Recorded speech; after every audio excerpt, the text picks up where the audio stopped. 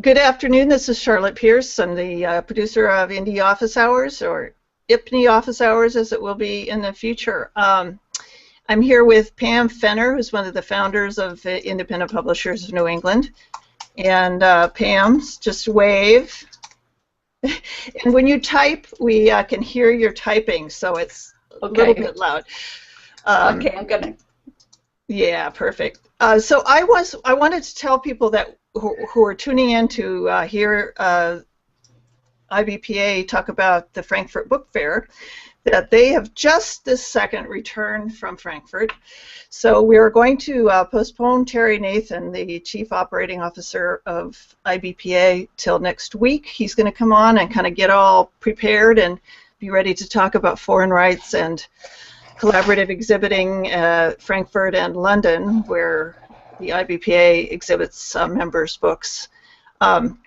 If you don't know about us, Independent Publishers of New England is an affiliate of IBPA, the Independent Book Publishers Association, which is a national group.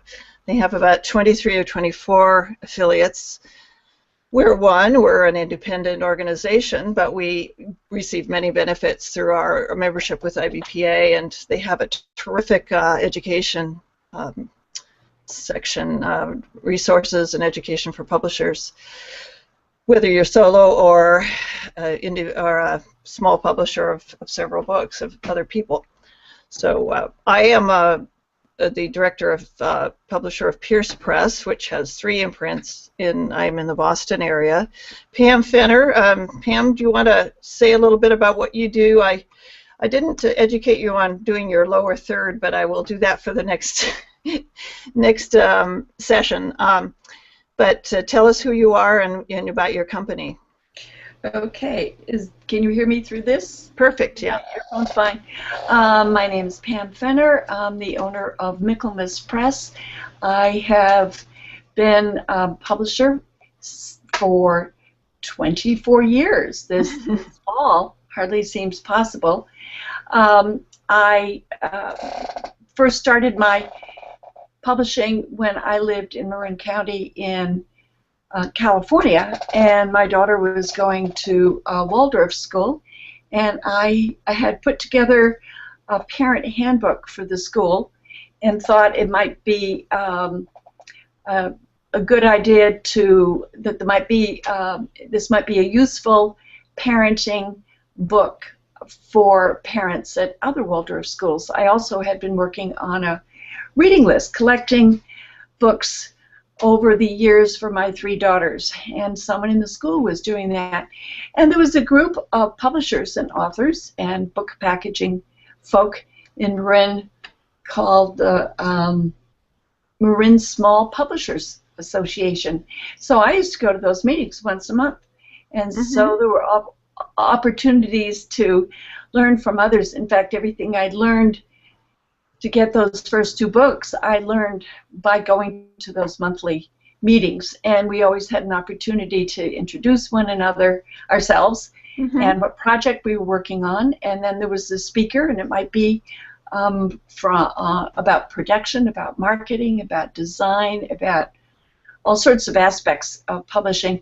And once a year they would have an annual conference, and they'd have some of the more well-known people in independent publishing at the time. And then when I moved back here, I looked for a similar organization, and there wasn't one.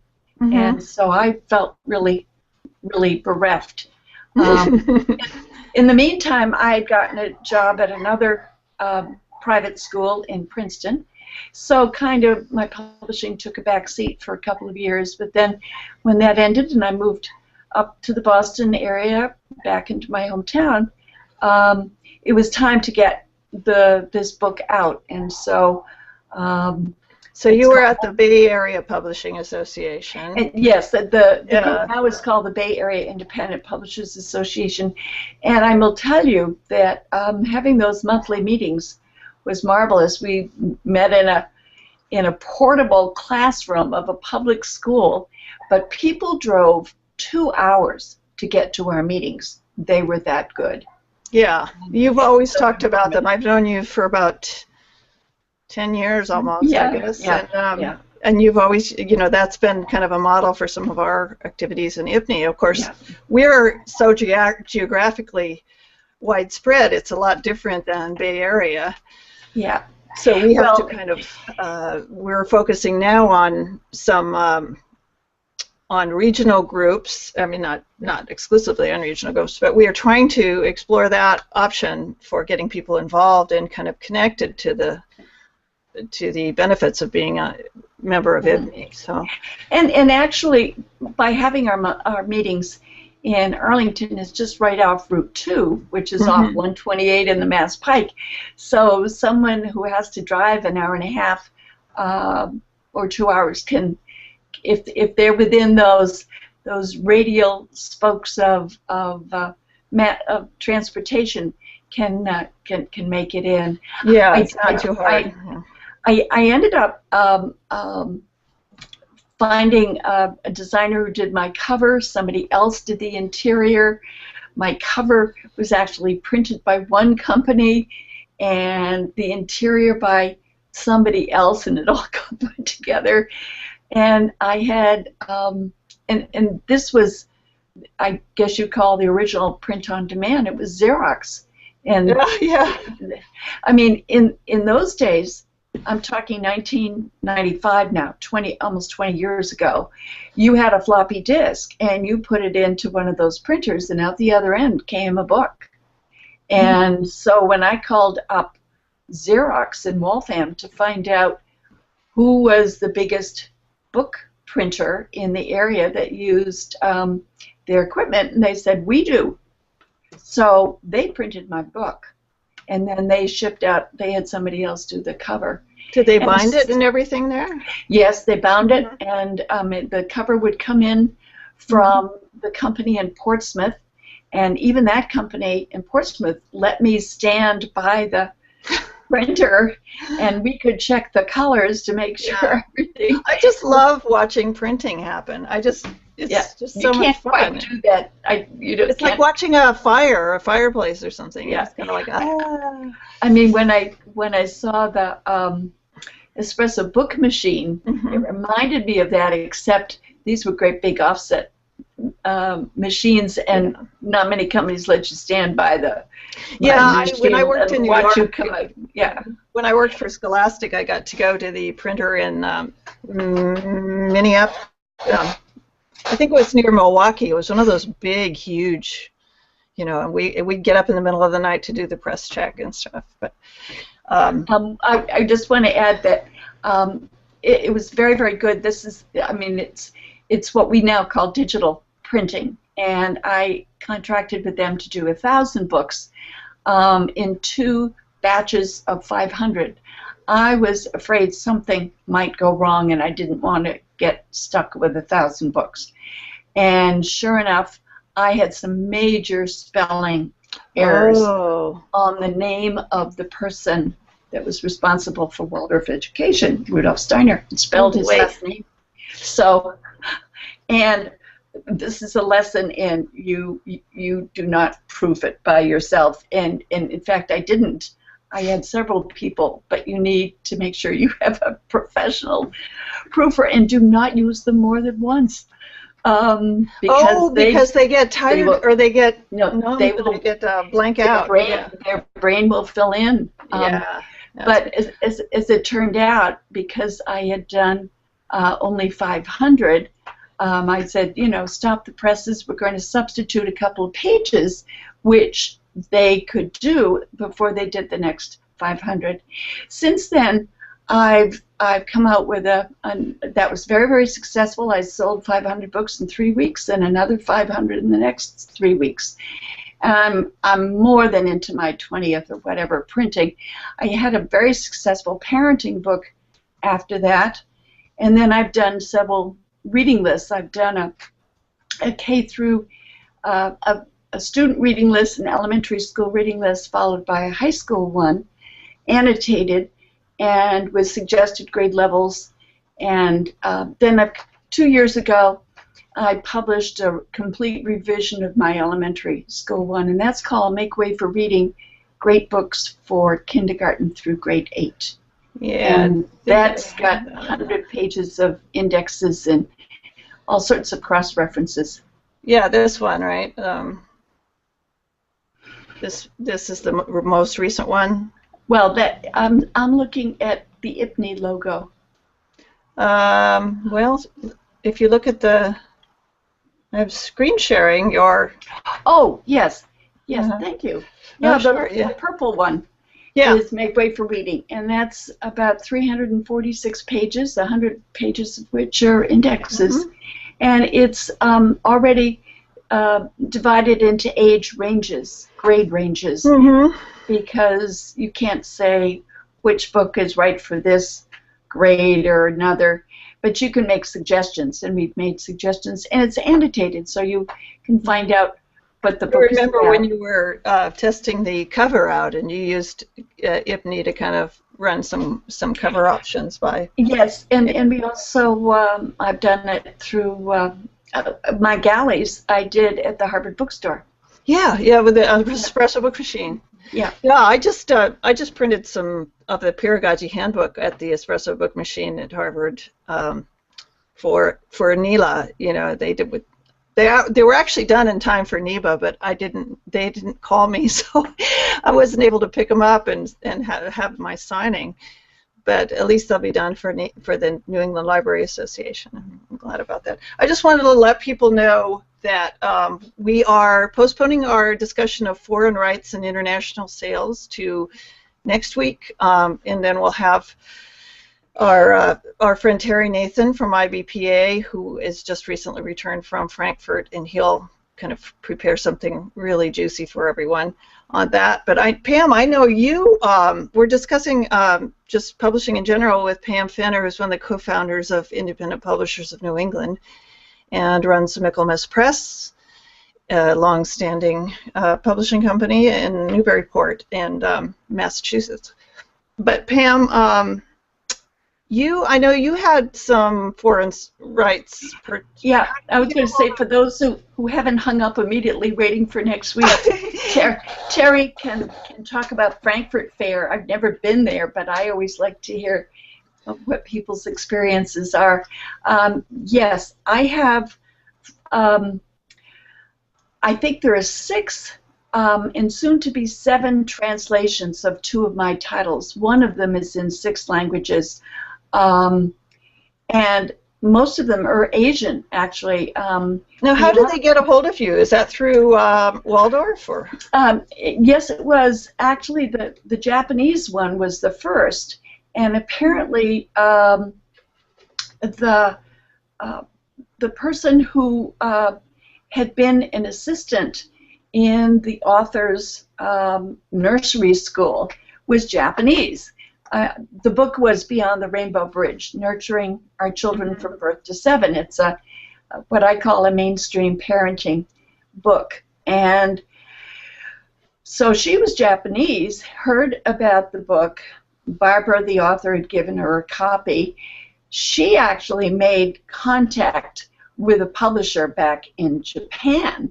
And only by serendipity, Barbara said, "Oh, by the way, do you know it's going to be published in Japanese?" And I said, "Oh, really? Nobody's contacted me." So I said, they have to have my permission. Oh my God, you're kidding me. No. They didn't even, they were just going to. According to her, she said, she had tried to get in touch with me and so forth. So I got on the phone with her. Yeah. And I asked for the contact information in Japan, so contacted them and said that we needed to work out a contract for them to do the publishing. And she did the translation. Right. And she had already done it. No. Hoping that would be okay. Well, I think sometimes people think they need to get a lot of money for the foreign rights and stuff, but what is a typical, like, I don't know, I guess there wouldn't be anything typical, but what could you expect several $1,000s on a? Well, this is where where I needed help. I still need help on this, and it really depends on what kind of book it is and what the market is. This particular book was marketed by someone who had had some experience in Waldorf education, and there were some Waldorf schools in Japan. But it was still a book that other people who have children from birth to 7, essentially it's a book about protecting children's childhood from the noise and whatever chaos of But the books world. in the reading list are English language books, right? They're Yes. Yeah. Well, this was Beyond the Rainbow Bridge, and so this was back in 2002, I believe. And look what's happened in the last 12 years with what children are exposed to, even more so. And it had a question and answer, and it was based on a successful parenting class. Anyway, I worked out something with them. I mean, this is when I called my publishing consultant and I said, I have no idea what to ask for. And I'm not even sure if maybe I even called Dan Pointer. Yeah. But I was trying to get help. I think depending upon the time and whatever, I don't know, of business books, children's books, this was a parenting book, but I got $2,500. So, and that's $2,500 you wouldn't have gotten you wouldn't have never. Right. And that's it's a plus. It's all a plus, yeah. And then they do all the production, right? They do. Do you have anything to do with the production? No, and nor do I made some suggestions, like I hoped that the illustrations would use Asian children rather than, there were a couple of illustrations that had children of other countries, but it still had a look that was more European, more American than. And so I made some suggestions that they should substitute some of the photographs. And the words, I also had to get permission from the families who had given me permission for any to see if they wanted their children, and all but one family said okay. So I had all those permissions. So you have to think about that. I mean, you're going to get if you publish something, if you allow a foreign publisher to reprint a book of yours that has, mentions kids or has their pictures or something like that, then you really need to do due diligence on it. Well, I didn't know whether or not I would be selling any foreign contracts, but in my initial permission slip, they gave me the rights to use those photos, and if there were some, for other other editions, right. And so I just made sure that I told them which picture on what page they could not use. And the other thing is I've had to keep track with a form that I developed on how often they report their royalties. And this was a 5-year contract. Actually, it was Tom Wall that created my first foreign contract, and it's worked out really well. Good. And that contract is over in 5 years, and they've decided, for I'm not sure one reason or another, not to reprint. But the other thing I had was as part of my contract with the 2 authors, we split 50-50 any royalties that come from subsidiary rights, which this is called. And so after I pay a commission, I say $2,500, but before I got that, the publisher took off taxes from Japan. They took out the agent for the publisher took out a cut. So it wasn't as if I was getting all of that. And then I gave a percentage to the person who developed my contract and who actually was negotiating with them. Yeah. And then the rest I divided equally among myself. So the 2,500 is what you ended up with, or no, that was no. before you That divided. was, Yeah. yeah. You know, so have you ever gone? I mean, I wanted to also just recognize we were joined by Mariana Llanos, and she's a blogger and children's book publisher in Oklahoma. Yes. She's joined us before, and we thought this would be a good topic for her because she's from Peru. Yes, well, that's yes. That's wonderful. Nice to have somebody from another country. I actually I think by the 1st of next year, I really, for years I've wanted to have a couple of my books translated into Spanish. And Beyond the Rainbow Bridge is in Japanese, it's in Korean, it's in simplified Chinese, complex Chinese, Turkish, and then my Waldorf Education and Family Guide is in Hungarian. That's the first translate, which it should be coming out right now in Hungary. And I got $60 for that. That's a very, very small country. They were only going to do 50 copies, so I didn't charge them very much. And then my Waldorf Education and Family Guide is coming out in simplified Chinese this fall. Now, did they reach or get a hold of you via the Japanese, the original edition, or did you exhibit like with IBPA or something? I actually have sent off, I think through. Do you remember we had a speaker from the U.S. government that tells us about foreign book fairs? Okay. And so I'm not sure if that's where it came from. Probably not, but I did have a couple of my books in a book fair in Dubai and one in China. See, the Department of Commerce, I think, was. Yes. Yeah, that was the guy, and I mean, doesn't cost very much. Right. You know, so if you can figure out if it's effective, it's a really good. And you don't have to ship them over there. You ship them to a U.S. I haven't done it in a number of years, but I will tell you that it was very frustrating for one of my translations, Korean, for instance, because I was approached by 2 or 3 Korean publishers, and so I might ask for a price, and I was willing to, dicker to negotiate. And as soon as they say, "Oh no, that's too much," and I come up with another, and then I never got any response back, and it was like we should do it on differences. We should do them on the Hangout.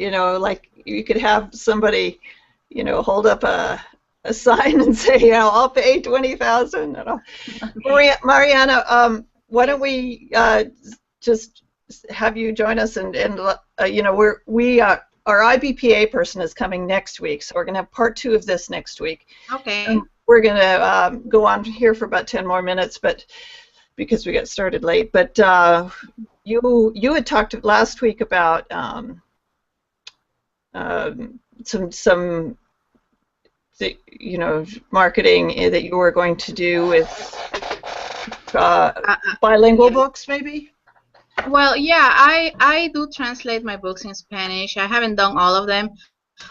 Although language Spanish is my first language, I write in English. So I don't know. It's kind of strange, but yeah. But I do write in English, and I do translate it myself in Spanish. But I do have an editor in Spanish as well. Because you can never be 100% sure with your own work. And especially since I live here in the United States, sometimes I kind of mix in my head. I'm mixing the two, languages and the sentence structure and all that. So I do translate them, and I have put I have one in Spanish on as an ebook. Tristan Wolf is an ebook on Amazon, so I don't have to worry about the rights there, selling the rights or anything, because it's mine. Rights are mine. And the other one that I have published in Spanish is just on print, and I haven't sold it yet in, because I really want to send it to the Latin American, market right there. But I've been doing a lot of digging and research and stuff like that, and everybody recommends to find an agent, just because it is very hard to break it in there. Now, another problem that I find in Latin American countries, and I'm sure in Europe, in some countries in Europe as well, is piracy. Piracy is very, very high. So you have to take that into consideration. That's part of the cost of doing business. It is, and I'm going to tell you, when I lived in Peru, I was there. I mean, I didn't know another way or the other. I said, why would I pay full price for a book? I'll just get, it's, I'll just get this copy that is cheaper. So I never realized how much I was hurting somebody else, or an industry, So, and so now I try to advocate for please pay, buy the book at the bookstore. But sometimes it is even hard to tell if it's a real copy or a pirate copy. It is hard. You don't know because they print everything. So they actually go into the trouble of making it look really good. Yeah. Wow. Yeah. It's not like it's just photocopied on someone's. Oh no, definitely not. Because you can tell those. You can say, oh no, I'll stay away from this. No. It is. Yes, it is a big problem there actually, and it hurts not only the book industry but also the music industry too, because people the publisher, the agent's probably going to say, well, if I buy this, it's going to be pirated, so I can't pay as much. Yeah. Exactly. I think that has something to do with with how low they pay you, for the advance that they give you and all that. But the best bet, anyways, is to go with an agent, unless you are so familiar with the market that you can manage yourself to find a literary agent right there. Well, let's put that as a question to Terry next week. He's the COO of Independent Book. Piracy is hurting. See what he says, because I'm sure that's an issue in Europe when they go and deal. I mean, I hate on the Russians, but when I was there, I saw, you go to a market, an outdoor market or something, and there'd be books and movies that were just movies, music, CD, music CDs, all of that. Yes, it's and we don't have. I think the government tries to protect. I mean, there are institutions that try to protect, because we, at least in Peru and many, probably most countries in Latin America, we are part of the international copyright agreements, right? We do have the same laws and everything. It's just that that's still very big, and that's a big problem for all of us as authors. So your best bet is to go and anyways get an agent and get it published there.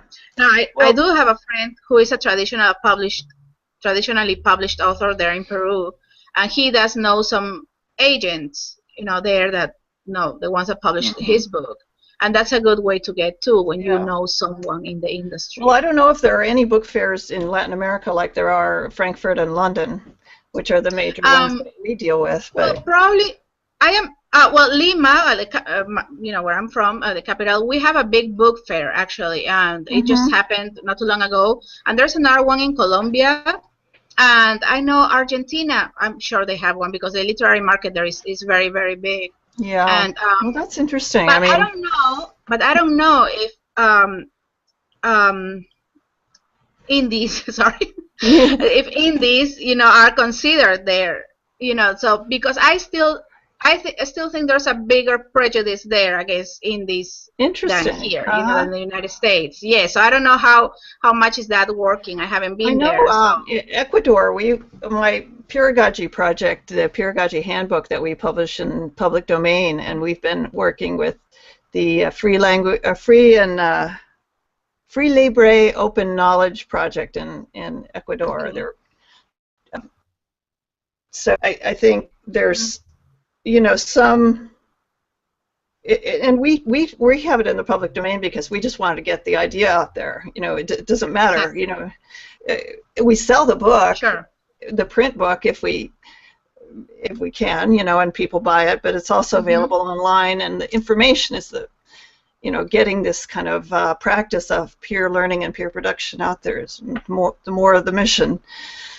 But here's another thing that I wanted to tell you, if we have a little time, is that also, of course, translating our books works, it's very something that we should do. But also we can sell books in English as well, because there are several, English language schools there, and there are not a lot of English language books. So that's something. If you walk to a big bookstore there, you will see a big section of English language books. So and there are a lot talking about these books when my kids were learning Spanish in school and stuff. We would buy these books that were like half and half, and you turn it upside down. Yes. And you read the Spanish. Course, yes.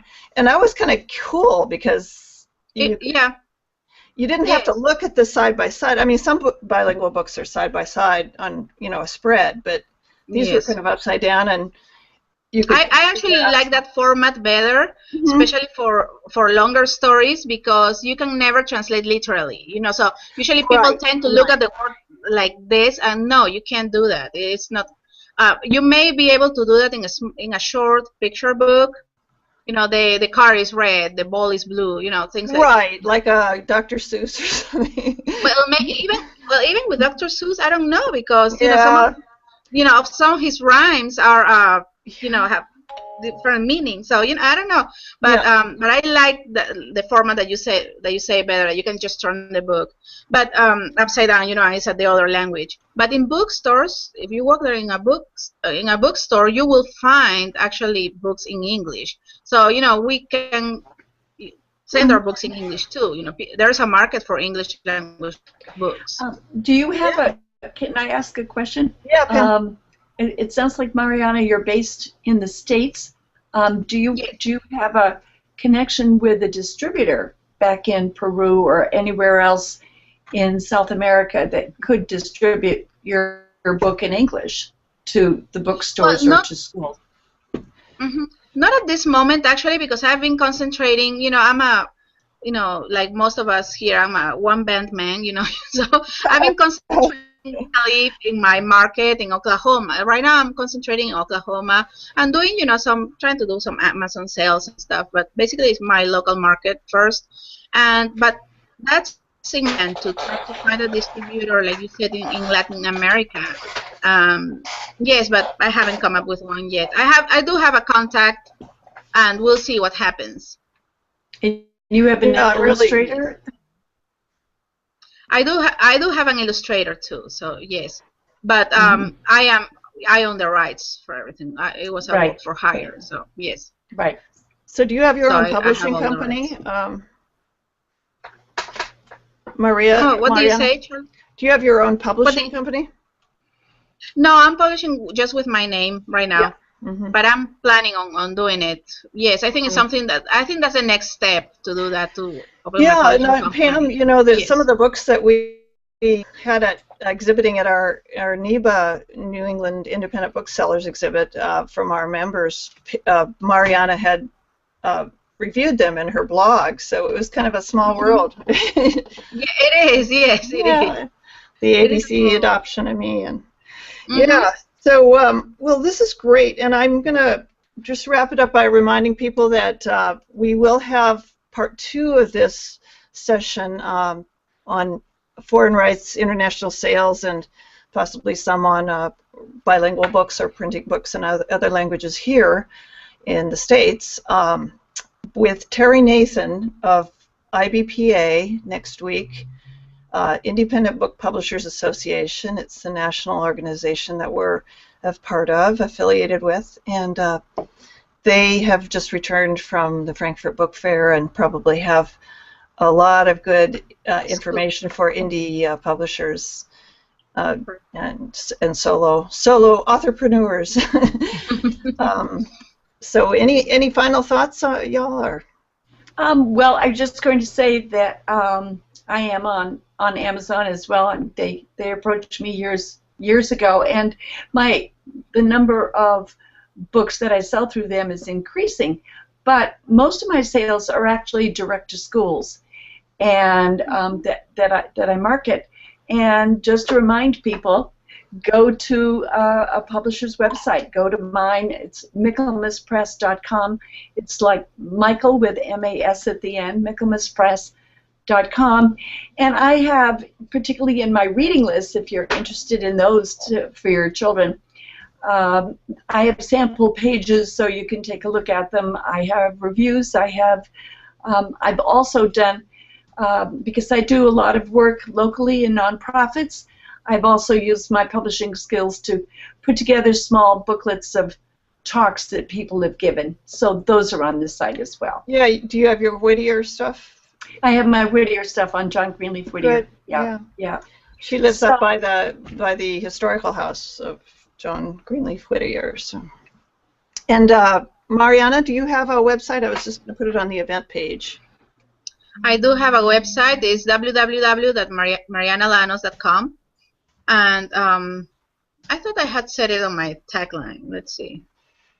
And in your blog. And I have a blog. Everything I think is connected there. It should be. I'm also on Facebook. Okay. And I'm very active actually on. I'm on Facebook too. Michaelmas Press. So people can like me there. And we have IPNI. IPNI.org is the website, but we also have a Facebook page. I think it's just IPNI. IPNE. Yes, it is. I went and liked you. Yeah, thank you. Yeah. And I will put all these links there as well so that people can kind of know where to reach y'all. And thank you very much for joining us, everyone who joined. And please tune in next week for part 2 of Foreign Rights and International Sales for Independent Publishers. And thank you, Charlotte. Nice to meet you, Mariana. Thank you. Nice meeting you too. Thank you. We'll wrap it up. Okay.